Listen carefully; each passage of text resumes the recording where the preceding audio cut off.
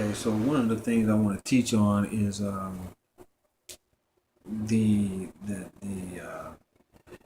god named ENKI.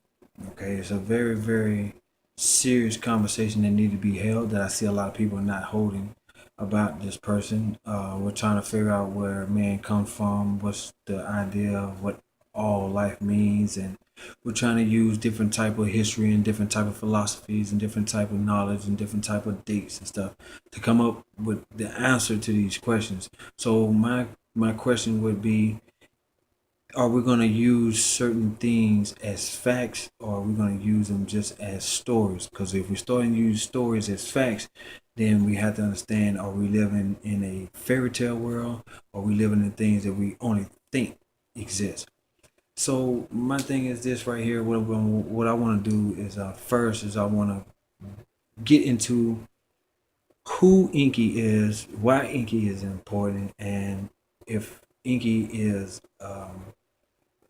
the person who the attention should be put on the most in the conversation, as far as meddling people who are trying to find it out, who are trying to find out and are finding out about who they are, where they come from, and what their purpose is on this planet Earth. So we're going to be dealing with different names. We're going to be dealing with different spellings. We're going to be dealing with different words that you may not have heard before. We're going to be dealing with the power of these words. We're going to be dealing with the information, where you can go find out this information. And you're going to be seeing the information, because I cannot say anything about anything that I don't have no proof of. So I want to make sure that I give you those things that you can have in order to check me if I'm wrong, or go check if I'm right. So, and that's one big major point that I want to make also, is that I try not to make too many mistakes, and if I do make a mistake, I have no problem by saying I apologize. I have no problem by saying I'm sorry.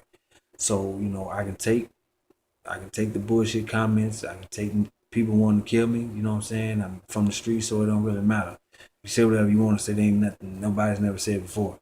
So you can call me gay. You can call me weak. You can call me stupid, whatever. I've heard all that, big nose, everything. So it just lets you know that you're dealing with a real African over here. So I'm gonna keep it black, and I'm gonna keep it on track as much as I can.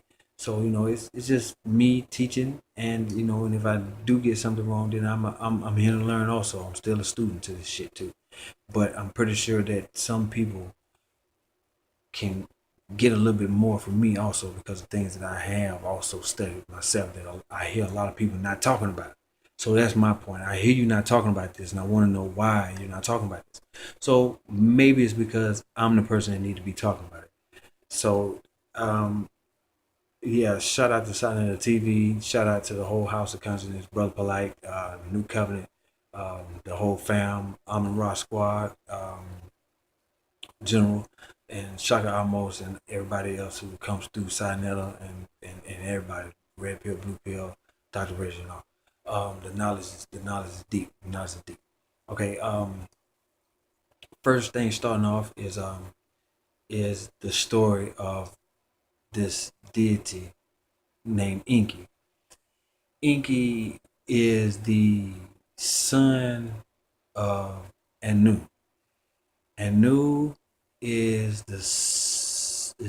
considered one of the uh, higher levels of the realm of godly form, outside of another realm. Well, many other realms, because now we have to get into a whole nother story about Anu, and about how he became to be Anu.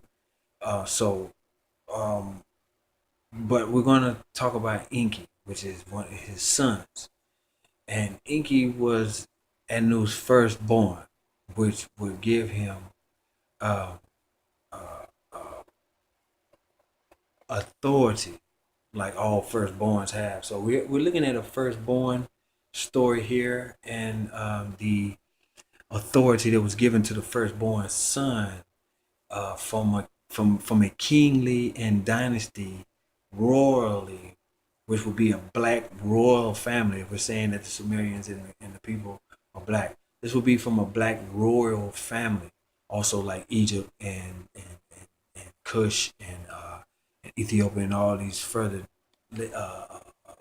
civilizations on the other side of water masses. And what I want to do is make the connection that these are still the same people. The stories are just presented um, in a different fashion because the stories are emulating two forms of the story. Okay, and it's still the same. It's still the same people, same people. Because even in the Sumerian story, it takes upon uh, three characteristics. Well, four characteristics. All the deities take upon four different characteristics in the Sumerian story. If we're saying that the Sumerian story are facts, if we're going to use the Sumerian, are we saying that the Sumerian story, that the Numa Elish, or the seven tablets of creation, which we know that there's more, but the actual seven tablets of creation, the Numa Elish, which means on high, when with the gods, which has been, you can find references in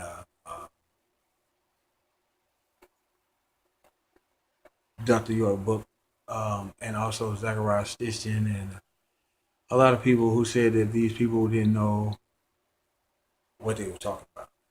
Um, so